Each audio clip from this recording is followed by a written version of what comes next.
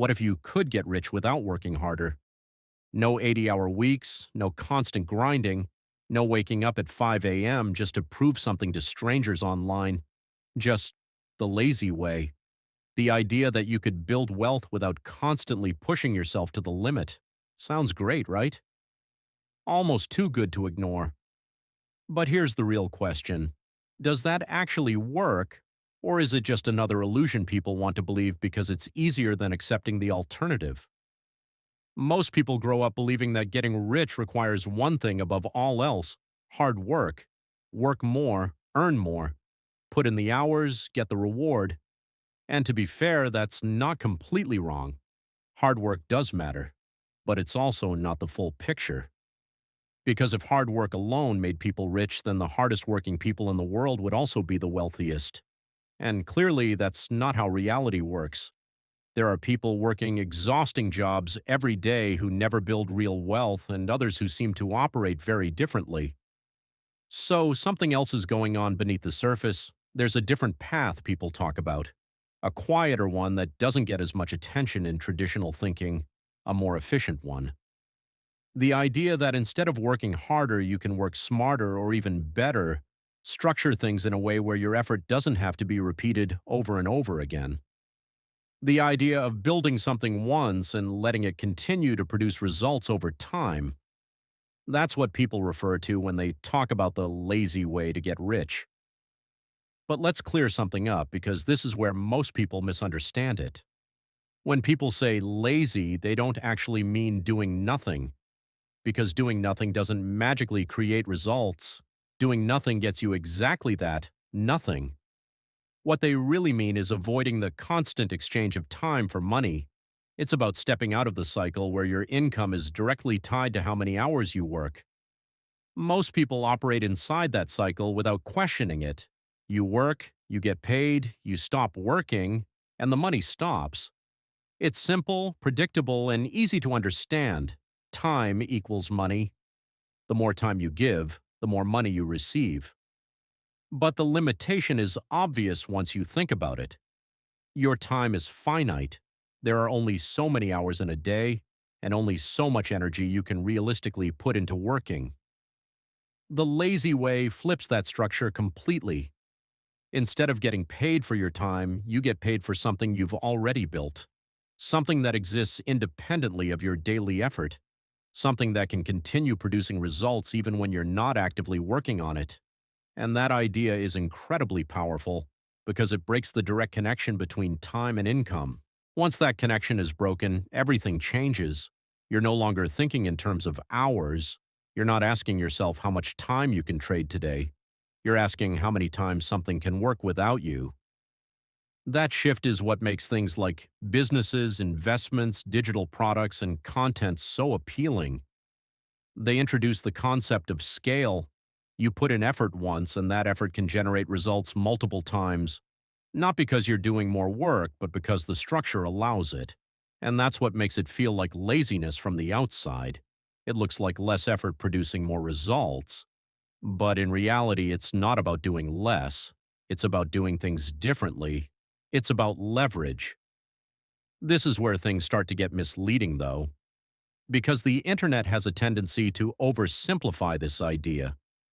You'll hear phrases like make money while you sleep or set it and forget it, as if the entire process is effortless from start to finish. And technically, those outcomes can exist, but they only represent the end result, not the process that leads to it. What gets left out is the beginning, the part where nothing is working yet. The part where the effort is high, but the results are non-existent or very small. Before something becomes passive, it's usually very active. It requires focus, experimentation, and persistence. It involves uncertainty, slow progress, and often a lot of failure. The lazy way is not lazy at the start. In fact, it's often more demanding than the traditional path, just in a different way. Think of it like a shift in how effort is distributed. Most people spread their effort evenly over time. They work a certain number of hours, get paid for those hours, and repeat that cycle consistently. The effort and reward are closely connected and happen at the same time, but this approach works differently. It's front-loaded. You put in a significant amount of effort up front, often without immediate reward. You build something that might not succeed. You invest time and energy into something that may not pay off right away or at all. You create, test, adjust, and try again. And during that phase, it can feel like you're working without getting anything back. That's the point where most people stop. Not because they're incapable, but because the feedback loop is delayed. Humans are naturally wired to respond to immediate results. When you work and see no outcome, it's easy to assume it's not working. It feels inefficient. It feels like wasted effort. So people go back to what feels reliable, even if it has limits. But if something does start to work, the dynamic changes completely. Your effort begins to separate from your income. You're no longer being paid once for each action. Instead, a single action can generate multiple outcomes over time. The same piece of work continues to produce results without requiring you to repeat it. That's when it starts to feel lazy. Not because the work wasn't done, but because the results continue long after the effort has stopped.